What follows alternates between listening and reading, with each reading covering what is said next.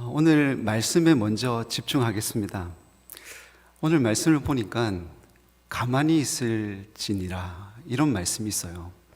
어느 날 글을 아주 잘 쓰는 분께서 저에게 한 가지 글을 주시겠다고 말씀해 주셨습니다. 목사님, 어떤 글을 목사님을 위해서 적어 드릴까요? 그분의 글은 비쌌던 것 같습니다. 잘 모르지만 네모 반듯하게 글을 잘 쓰셨습니다. 제가 그분께 생각하지 않고 바로 말했습니다. 출애굽기 오늘 본문에 있는 이 14절 말씀을 요청을 드렸습니다. 목사님, 이거 괜찮겠습니까? 그럼요. 제가 사랑하는 구절입니다. 지금도 그분께서 써주신 글이 우리 집 한쪽에 걸려져 있습니다. 그만큼 사랑하는 이 구절을 여러분과 나누고 싶습니다. 어떠한 일을 겪을 때 우리는 초조해야 합니다. 그런 것처럼 이스라엘 백성이 초조했습니다. 그들은 어떠한 장면을 보았기 때문입니다. 그 장면에서 사람들은 두려웠습니다. 오늘 본문 저 앞에 보니까 6절, 7절에 바로가 나옵니다. 이 바로는 이집트의 임금을 부르는 호칭이었습니다. 여러분이 잘 아시는 말로는 파라오 들어보셨죠? 파라오. 이집트의 최고 통치자가 직접 군대를 거느리고 다가오고 있었습니다. 6절과 7절을 제가 한번 읽어보겠습니다. 바로가 곧 그의 병거를 갖추고 그의 백성을 데리고 갈새 선발된 병거 600대와 애굽의 모든 병거를 동원하니 지휘관들이 다 거느렸더라. 쉽게 말해서 정말 좋은 최상급의 병거들을 다 꺼집어 왔는데 그게 600대 정도 됐다고 합니다. 그리고 또 다른 병거들도 있는데 지휘관들이 이끌고 있고 그 바로 앞에 대장이었던 이 파라오가 나서서 직접 이스라엘 자손을 쫓아오고 있었습니다. 왜 쫓아오고 있었습니까? 그들에게 자유를 줘서 그들이 광야로 도망갔는데 생각이 바뀌었습니다. 괜히 이 사람들을 보냈다. 잡아서 오자. 다시 노예로 삼자. 아니 죽여버리자. 이런 의지를 가지고 오고 있었습니다. 그들의 눈은 바로 이 사람들을 향하고 있었습니다. 전차를 보고 있었습니다. 이제 우리는 죽었다. 점점 소리가 커져가는 겁니다. 달그닥 달그닥 달그닥 달그닥 달그닥 달그닥 말 발굽 소리와 그리고 전차 바퀴가 굴러가는 소리가 땅을 진동시키는 거죠. 흙먼지가 날리고 이제 죽을 시간이 얼마 남지 않았구나. 그때에 사람들이 뭐라고 하냐면 이집트에 매장지가 없어서 우리가 이곳에 와서 죽느냐? 지도자에게 원망했습니다. 당시의 지도자는 모세라는 사람이었습니다. 모세가 이 말을 듣고 너무 가슴 아파서 오늘의 본문 이야기를 하는 것입니다. 14절 다시 읽어보겠습니다. 여호와께서 너희를 위하여 싸우시리니 너희는 가만히 있을지니라. 너희들 경거망동하지 말고 떨지 말고 가만히 있어라는 것입니다. 가만히 있어라. 여러분 이렇게 하실 수 있겠습니까? 누군가 여러분을 죽이러 오고 있습니다. 가만히 있을 수 있겠습니까? 모세는 우리에게 도전합니다. 바로 그런 상황에서 가만히 있어라고. 제가 총신대학교에서 공부하기 시작했을 때였습니다. 저는 그냥 일반인으로서 총신대학원에 갔지만 궁금했습니다. 목회자의 윤리는 어디까지 지켜져야 되는가? 당시에 최홍석 교수님이 계셨는데 그분은 총신의 성자라고 불렸습니다. 그분에게 정말 물어보고 싶은 것이 있었습니다.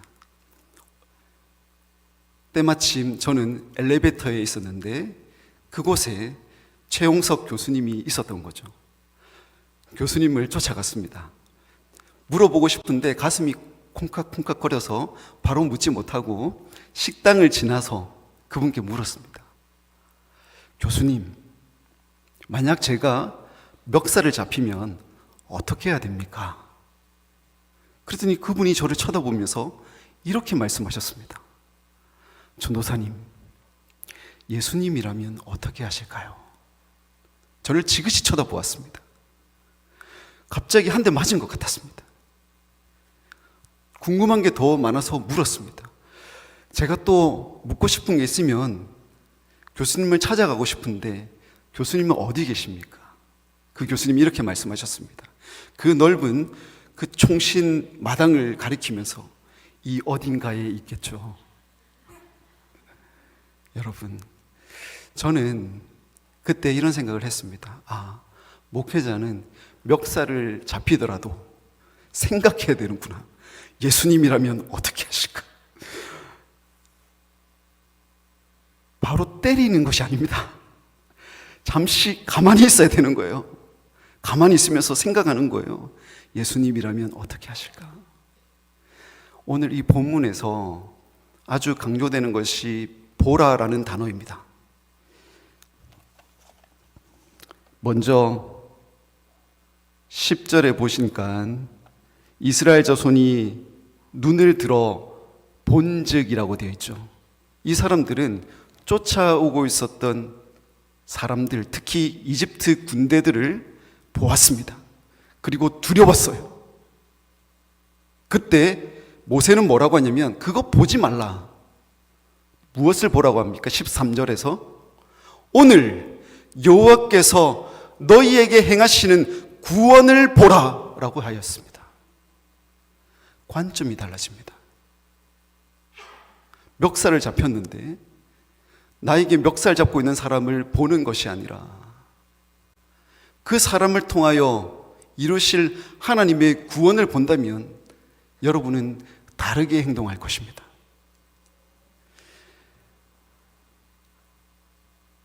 어느 날 베드로라는 사람이 예수님을 보았습니다. 예수님이 물 위를 걸어오고 계셨습니다. 베드로는 다른 사람은 다 유령이라고 생각할 때 물었습니다.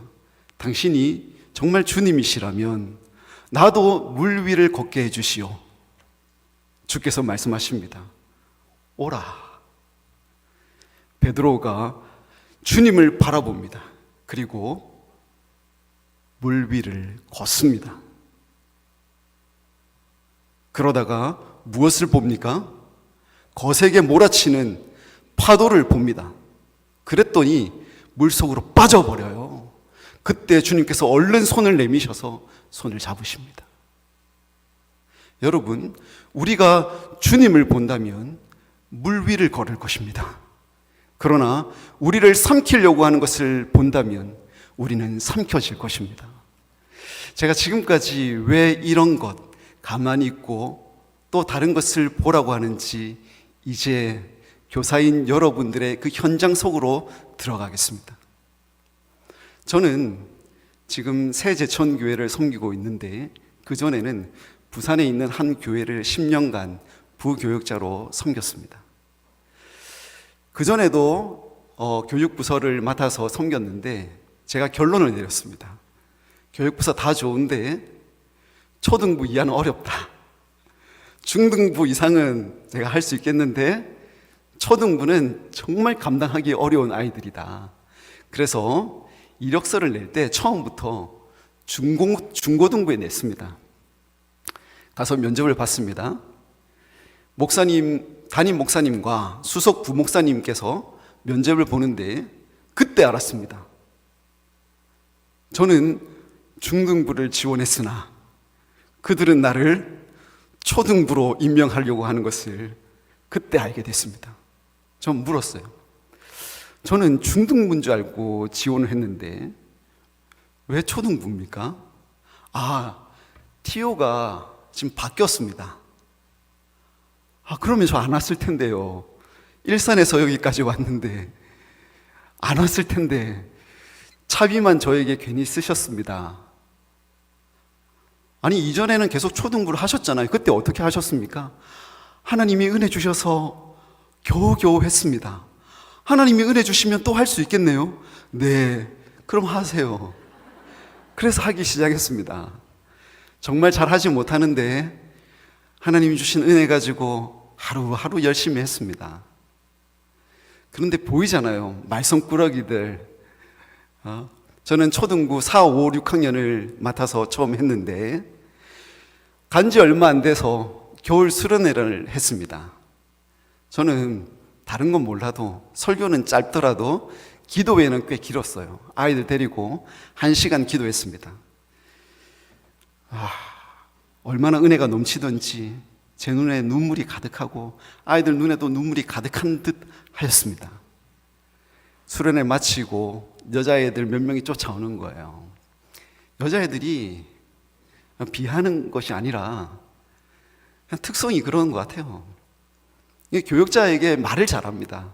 남자애들은 불만이 있어도 말을 잘 안 하는데 여자애들은 저랑 친하다고 느꼈는지 와서 이야기를 합니다.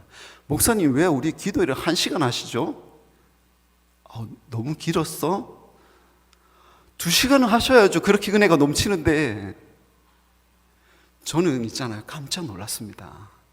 제가 보는 아이들의 최고 인내의 한계치는 1시간이었는데 그들은 저를 본 것이 아니라 저를 통하여 역사하시는 하나님을 본 거예요.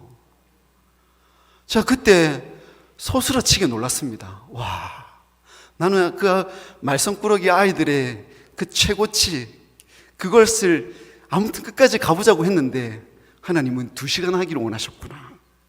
그래서 제가 밀어붙였습니다. 이제 다음 수련회 때는 다음 해였습니다. 선생님들의 양해를 구하고 집회를 3시간을 했습니다. 초등부 집회 3시간을 했습니다. 저도 눈물이 흐르고 눈물 콧물이 흐르는데 대부분 그랬습니다. 제 아내도 있었거든요. 저기 있는데 증인입니다. 거짓말이 아니라. 아이들이 완전 멈춰있는 아들까지 다 일어서서 춤을 추면서 하는 찬양하고 말씀을 듣는데 아멘이 떠나지 않는 것입니다. 아멘, 아멘. 근데 여러분, 모두 다 그랬겠습니까? 정말 말썽꾸러기들 있잖아요. 10분을 못 견디고 몸을 트는 애들이 있습니다. 제가 그 중에 잘하는 애가 한 명이 있었습니다. 걔가 저희를 찾아왔습니다. 목사님, 집회를 3시간이나 하면 어떡합니까? 너는 힘들었구나. 다음에는 4시간 해주세요. 제가 걔가 나중에 만났거든요. 고등학교 2학년인가 3학년인가 돼서 만났을 때 그 이야기를 해주니까 그 애는 잊어버렸어요. 네가 그때 3시간 기도하자고, 집회를 할 때 4시간 하자고 해서 내가 충격을 받았다니까. 목사님, 제가 그 말을 했다는 사실을 이제 듣는데 더 충격적입니다. 여러분, 걔도 그 시간에 역사하셨던 하나님을 본 것입니다. 여러분은 지금 무엇을 보고 있습니까? 아이들이 말썽장이라고 해서 가능성 없다고 생각하고 제가 있어서 나는 교사를 그만둬야겠다 이렇게 혹시 생각하십니까? 마치 저처럼 나는 유초등부 맞지 않아. 저는 그렇게 생각할 때도 어떤 역사는 한 번 있었습니다. 수원에서 사역할 때였습니다. 그때는 아주 작은 교회라서 초등학교 1학년부터 6학년까지 같이 하는 그런 교회였습니다. 아이들을 데리고 집회를 했는데 제가 3, 4학년 수준에 맞춰서 설교를 했습니다. 그랬더니 1, 2학년은 알아듣지 못하잖아요. 기도 시간이 되었습니다. 여러분, 하나님께 기도합시다. 주여 3번 외치고 기도하겠습니다. 주여, 주여, 주여 기도했습니다. 3, 4, 5학년하고는 비교할 수 없게 1, 2학년이 눈물이 폭포수같이 쏟아지면서 기도하기 시작하는 거였습니다. 1학년이 콧물이 막 터져 나와가지고 엄마들이 닦아줘야 될 지경이었습니다. 그 애들이 무엇을 할까 생각을 했는데 그 애들이 하나님을 만나는 거예요. 하나님이 살아계시는구나. 그들은 그날 그들에게 행하시는 하나님의 구원을 본 것입니다. 이제 말씀을 정리하겠습니다. 사랑하는 성도 여러분, 오늘도 어떠한 괴로움에 갇혀서 몸부림치고 계십니까? 그런 분들이 계실 것입니다. 아무리 몸을 틀어도 재정적인 압박이 여러분을 꽉 조여매서 헤어나올 수 없는 분들이 있을 것입니다. 어떤 분들은 몸이 연약해서 치유할 수 없는 병의 선고를 받고 하루하루 시름시름 앓는 분도 계실 것이고, 어떤 분들은 허리를 잡으면서 이놈의 허리 언제 펴지나, 허리가 아프다 보니까 다리까지 저리네, 그런 분들도 계실 것입니다. 그렇지만 주님을 사모하여 여기 오신 분들 잘 오셨습니다. 여기에서는 설교자를 보는 것이 아니라 설교자를 통하여 말씀하시는 하나님을 보는 시간입니다. 하나님께서 설교자를 통하여 말씀하십니다. 그 말씀을 통하여 성령 하나님께서 역사하십니다. 그럼 어떤 일이 벌어지느냐? 오늘 본문에는 이렇게 되어 있습니다. 너희들 지금 너희들을 쫓아오는 저 이집트 군사들을 보느냐? 잘 봐두어라. 오늘 이후로는 영원히 그들을 보지 못할 것이다. 13절에 적혀져 있습니다. 여러분을 죄고 있는 재정의 문제들, 병의 문제들, 관계의 문제들, 하나님을 바라보시고 멈춰서 기도하고 있다면 하나님 어떻게 하십니까? 여호와께서 너희를 위하여 싸우시리라. 여러분, 이 믿음 갖고 살다 보면 교사들 행복하실 것입니다. 교사가 아니신 분들도 행복하실 것입니다. 하나님이 여러분을 위하여 싸우시는 용사이시기 때문입니다.